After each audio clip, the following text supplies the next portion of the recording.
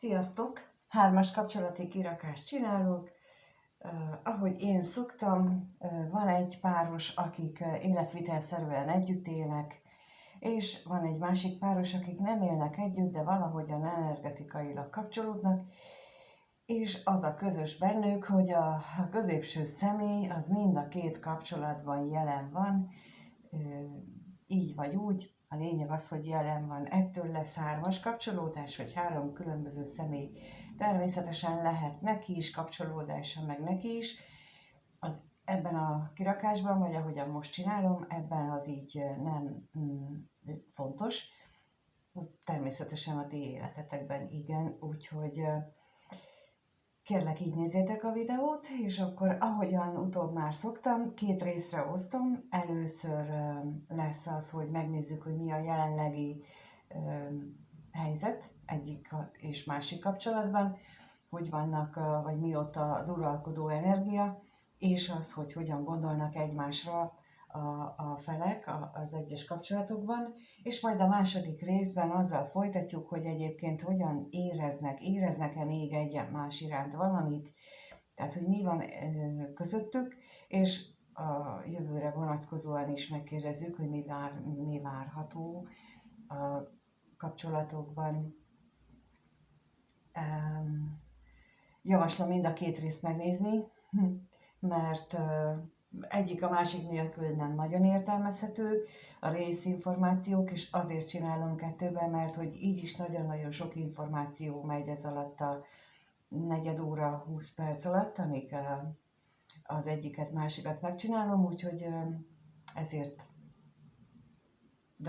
veszem kettőbe, hogy befogadhatóbb legyen, és ne sikkadjatok el, mert hogy én azt tapasztaltam, hogy amikor én például amikor ilyen videót néztem, vagy nézek, akkor bizony az elejét elfelejtem, mire végére érek, akár mennyire is figyelek, szóval, hogy így az a lényeg. Úgyhogy nyugodtan vissza lehet többször is nézni, hogyha úgy érzi az ember, hogy ebben volt valami, érzi. És itt nagyon fontos az, hogy mit érzünk belülről, hogy ha itt valami volt, ami nekem szól, de vajon mi lehetett az? Ilyenkor szoktam még visszapörgetni újra és újra, hogy megtaláljam azt az egy valamit, amire közben ráéreztem. Na, így a bevezető után bele is kezdünk ebbe az egészbe, és megnézzük azt, hogy az együtt élő párosnál jelenleg mi a helyzet, hogyan áll az ő kapcsolatuk, mit lehet tudni róluk, az ő kapcsolatukról, mi van náluk az együtt élő párosnál.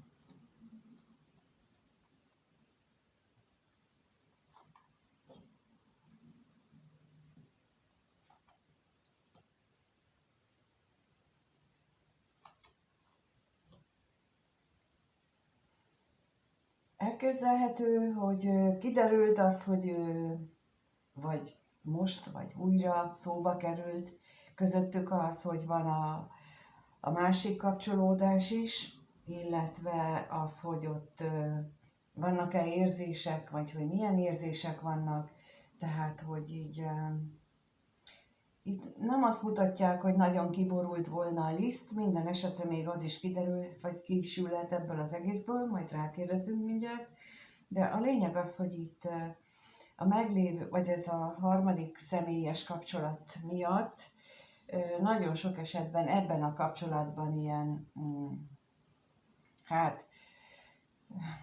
harag van, mondjuk így, tehát hogy így a kommunikáció az a minimálisra, a szükséges, elégséges szintre korlátozódik, és akkor megnézzük most, hogy mit jelent itt az üzenet, tehát hogy mennyire, vagyis hogy milyen kommunikáció van közöttük. Milyen kommunikáció van közöttük.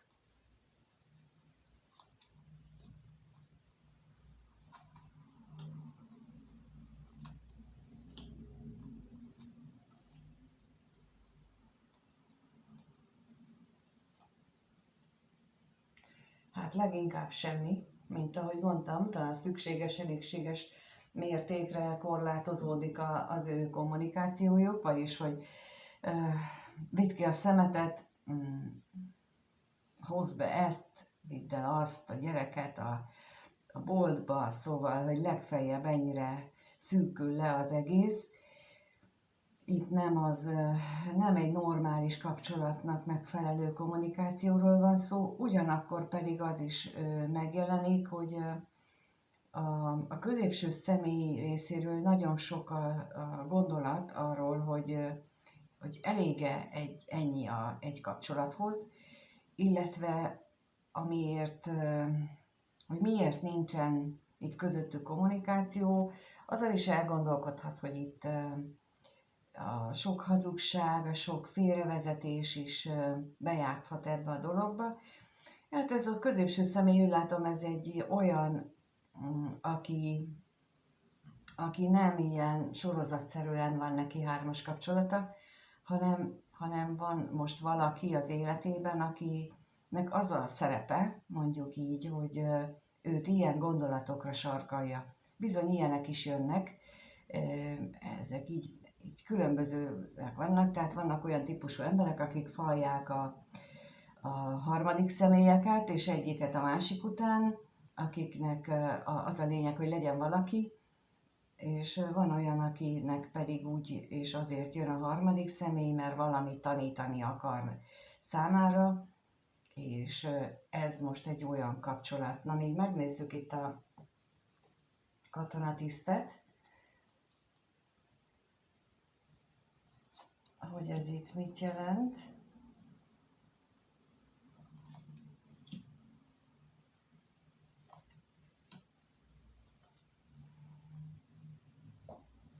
Hát itt lehet amiatt is bánkódás, tehát így megint a középső szemét érzem, itt most nem érzem a társnak annyira az energiáját,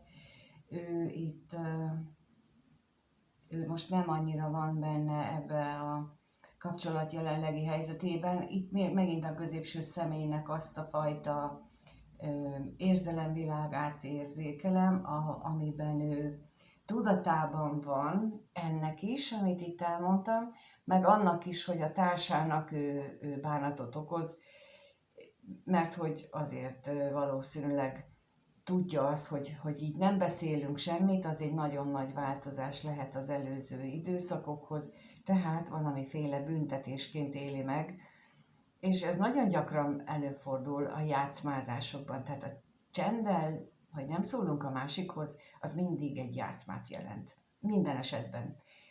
Még hogyha ezt így nem is gondoljuk végig, ettől még az egy játszmázás, az egy manipuláció, egy nagyon durva manipuláció, amivel nem csak a másiknak, hanem magunknak, sőt a gyerekeinknek is bajt okozunk, mert a gyerekek ezt pontosan leveszik.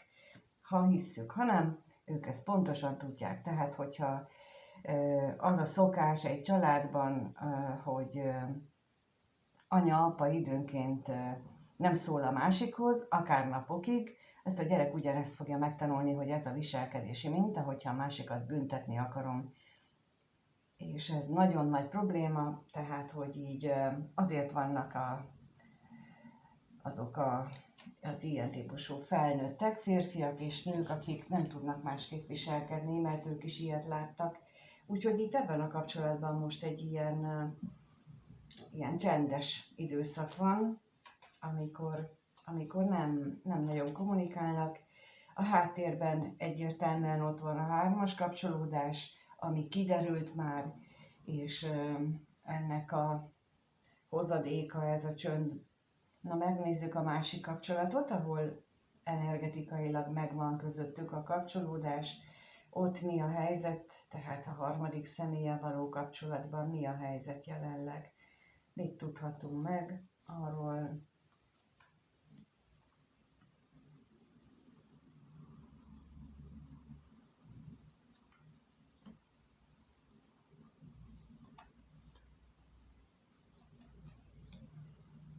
Láthatóan ebben a kapcsolatban nagyon nagy a tűz és a szenvedély.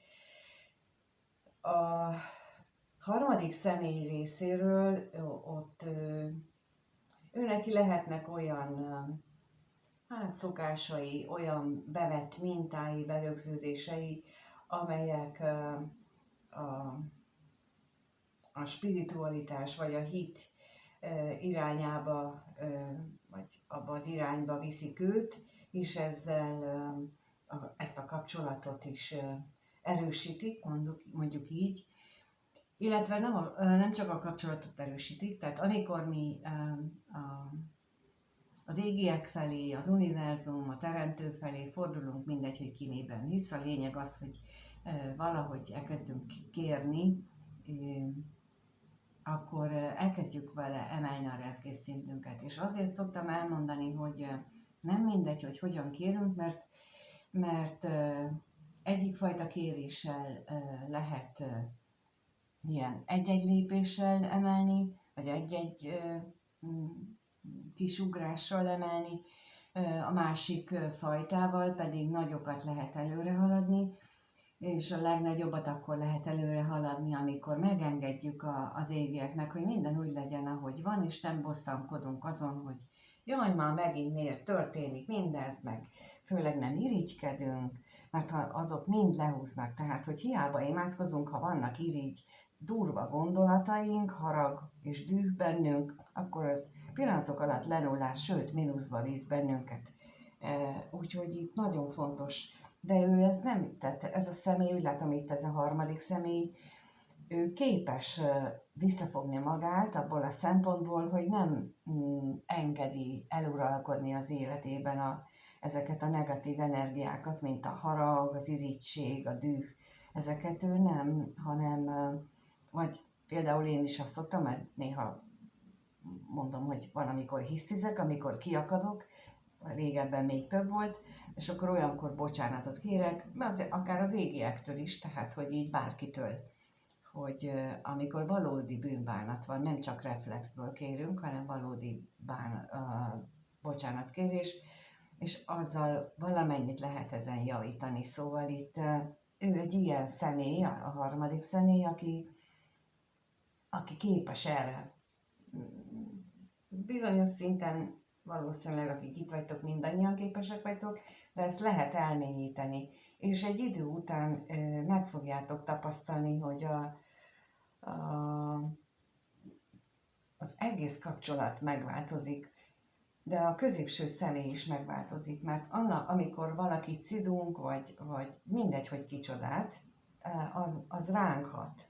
Az a mi testünkben is visszhangot ver, annak az energiája, és az bennünket húz le. Ezért lényeges ez a szép hozzáállás. Itt, megnézzük, itt jelent itt az özvegyasszony. Az özvegyasszony mit jelent?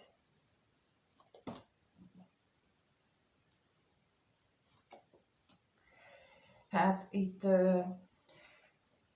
van benne félelem, van benne féltékenység is a házasság, tehát a középső személy másik kapcsolatát illetően, de talán pont ennek a kompenzálására lenne célszerű az, hogy bármilyen furcsa most azt mondom nektek, hogy áldást kérni arra a kapcsolatra. Mert hogy az áldás nem azt jelenti, hogy akkor az a kapcsolat most varázsütésre váljon jóvá, hanem hogy az áldás jelen esetben azt jelenti, illetve minden esetben azt jelenti, hogy az a kapcsolat töltse be a feladatát. És ha ők azért találkoztak egymással, azért jött létre az a másik kapcsolat, hogy ők megtanítsák a másiknak, és fájdalmat okozva, manipulálva, kihasználva egymást, megtanítsanak bizonyos dolgokat, akkor az áldásunk, amit mi kérünk rá, az azt jelenti, hogy biztosan jobban fog fájni nekik, viszont jobban, gyorsabban tudnak talán haladni az ő életfeladatuk megvalósítása felé, amiről hát legtöbbször fogalmunk sincsen, hogy micsoda, de ezzel tudjuk segíteni azt a kapcsolatot is, meg azt a szemét is, a középső szemét, aki itt fontos lehet a nézők szempontjából. Na, még megnézzük itt ezt a szerencsétlenséget, hogy erről mit tudhatunk meg.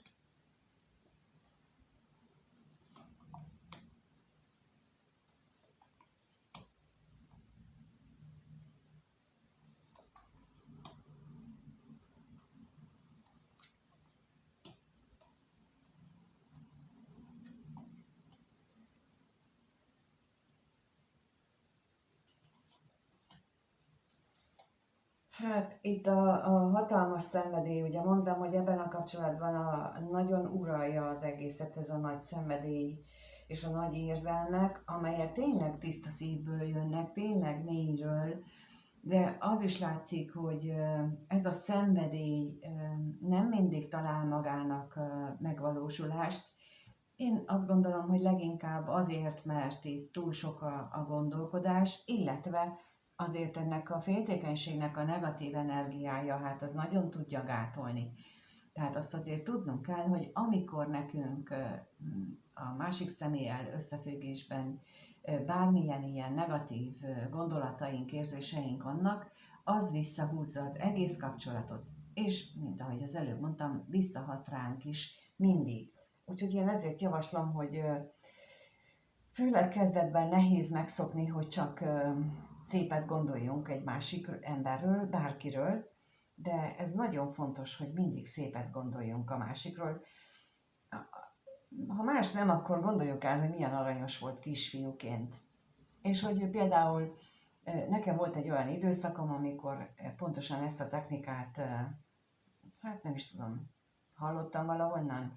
És akkor arra az emberre, akire akkor haragudtam, akkor az a kép jelent meg, ahogy ő kint áll az utcán, és kiabál az édesanyjának kisfiúként, és kiabál az édesanyjának, és nem jött az édesanyja, és láttam azt a gyereket, és akkor hát úgy sajnáltam, és megértettem őt, hogy ő nem kapta meg azt a figyelmet, amire vágyott. És akkor innentől kezdve már nem a düh és a harag jelent meg bennem, hanem ez a fajta együttérzés, hogy megértettem, hogy ő nem kapta meg a figyelmet, és ő azért lett olyan, amilyen. És például ilyenekkel is lehet az elménk, nem az elménket, most azt gondoltam, hogy emberi intelligenciánknak nevezem azt, amit általában egónak meg elmének hívnak, mert a kettő azért elkülönül, ez az emberi intelligencia, ezt a teremtőtől kapjuk születésünkkor, és ő az, aki bennünket irányít és véd, és az önvédelmet is biztosítja, és ő az, aki tud az elengedésben és ezekben az energiákban nekünk hatékony segítséget adni, és vele való kommunikációnak a része ez az, hogy így gondoljak egy másik személyre, hogy szeretettel, vagy legalábbis elfogadással. Na és akkor megnézzük, hogy az együtt élő kapcsolatban hogyan gondolkodnak egymásról.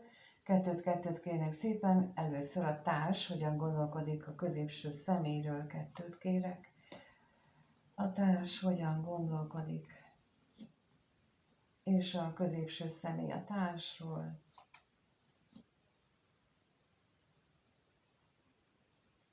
Mit gondol róla? Itt a társa úgy gondolja, hogy ez az ember, ez hazudik.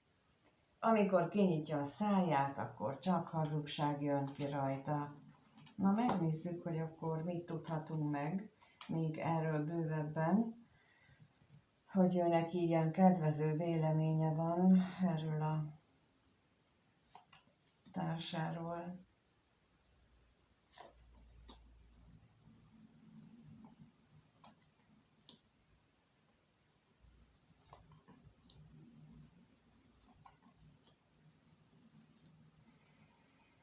Hát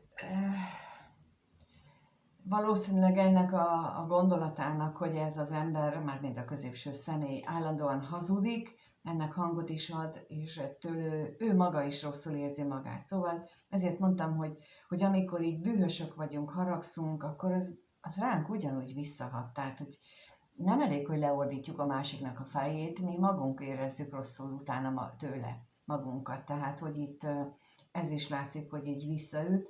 Másrészt pedig annak ellenére, hogy ezt gondolja, hogy hazudik mindig, mégiscsak valószínűleg ő az, aki anyagilag hozzájárul így a családi kasszához jelentősen.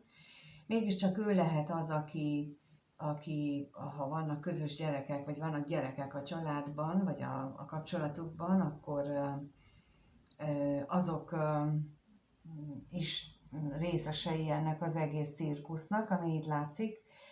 Tehát, hogy így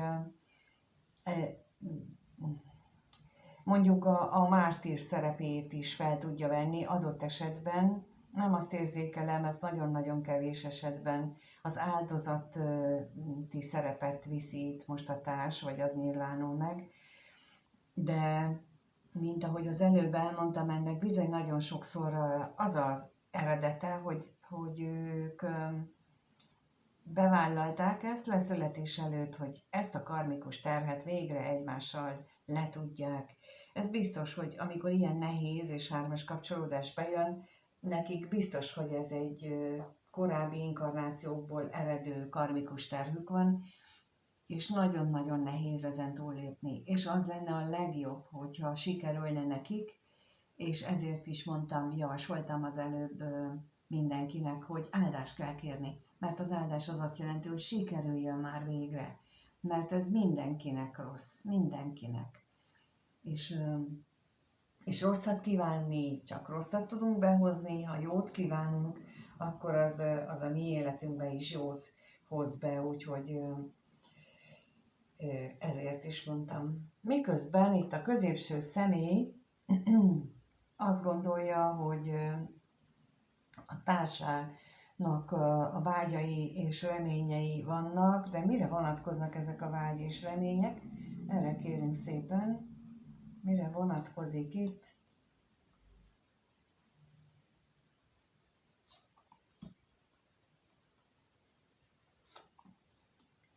És a reményre is kérek.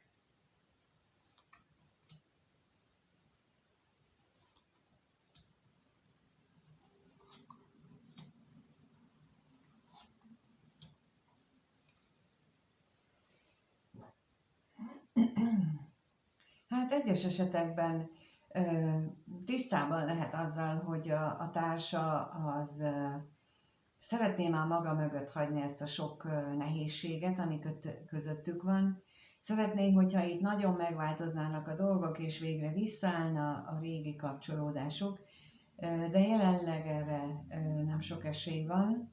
Akár az is tudhatja, hogy a társa mondjuk imádkozik, vagy úgy kér, hogy tehát mint az előbb mondtam, hogy olyan áldozati szerepben van, és akkor azért imádkozik, hogy segítsen már rajta az ég, de csak akkor segítenek rajtunk, ha kérjük, mármint az égiek, ha kérjük, és úgy kérjük, hogy legyen meg a teremtő akarata. Mert hiába kérjük azt, hogy én, biztos tapasztaltátok ti is, hiába kérjük azt, hogy milliárdos akarok lenni, ha az nincs összhangban nekünk az életfeladatunkkal, azt úgyse fogjuk megkapni.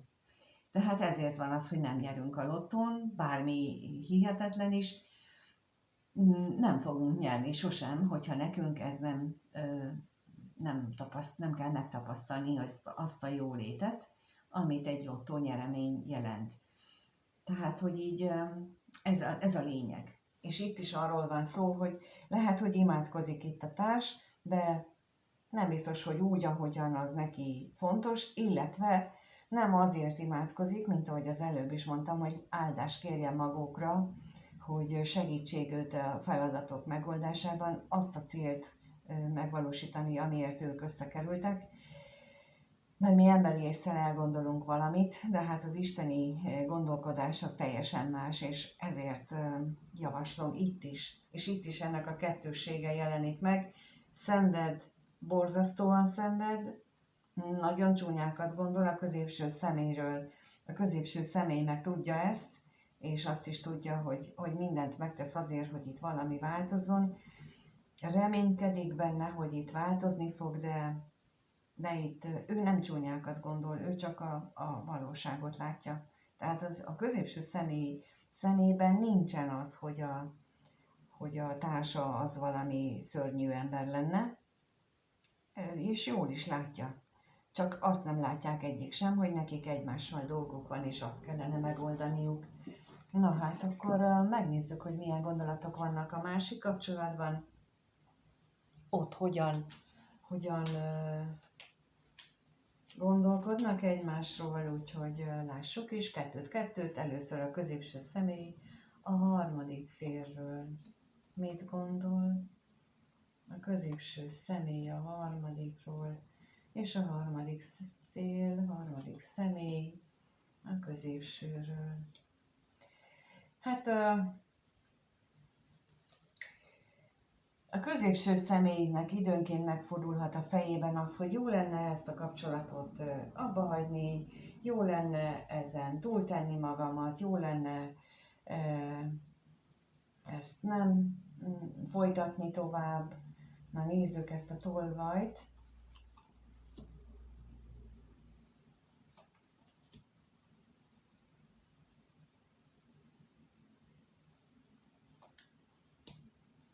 És a találkozást is.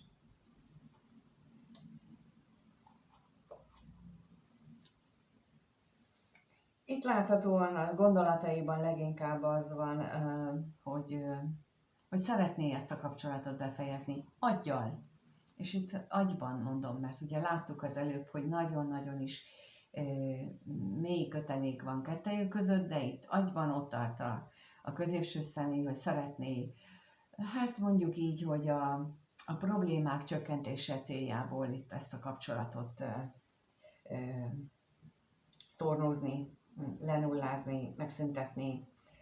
És akkor megnézzük a harmadik személy részéről, hát őnála látható, hogy túl tisztában van azzal, hogy a középső személy a meglévő kapcsolatával van elfoglalva. Na nézzük azt, hogy mit mutat itt a ház.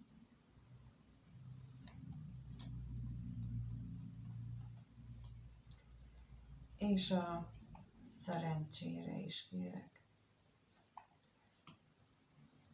És azzal is tisztában van, hogy azért ő lelkileg küzd nagyon sokat, mármint a középső személy, nehezen viseli azokat a dolgokat, ami vele a meglévő kapcsolatában történik, ezt lelkileg nehezen éli meg. Azzal is tisztában van, hogy valahogyan a múltból jön, de mint mondtam, ha te harmadik személyként nézed ezt a videót, akkor te úgy tudsz ezen segíteni, hogy te elkezdesz szépen gondolni erre az ő kapcsolatukra, a középső személyre is. És nem baj, hogy nem tudod, hogy mi történik valójában. Nem baj, hogyha valóban szeretette ezt a középső személyt, akkor jót akarsz neki. És a jó, az hidd el, hogy az a jó, amit az égiek akarnak, és nem amit te. És ha ezt így képes vagy így elfogadni magadban, és ilyen módon kéred azt, hogy segítsenek neked, vagy rajtuk az égiek, akkor neked is meghozzák azt, tehát ez az önzetlenség, ez a feltétel nélküliség, amikor én megengedem a másiknak, hogy ő úgy élje meg az életét, ahogyan az neki meg van írva. És nem a ragaszkodásommal nem nehezítem meg, itt energetikailag beszélek, nem nehezítem meg ezt az ő életét. És akkor hát én javaslom, hogy tegyél egy próbát ilyen módon, neked sem fog ártani, ebben teljesen biztos vagyok, és a másikaknak is hasznára válik, abban is teljesen biztos vagyok. Mondom, mert kipróbáltam már sokszor, tehát hogy így sok alkalommal, és valamiért ez most így, ez jött, hogy most meséljem el ezt a trükköt, mondjuk így.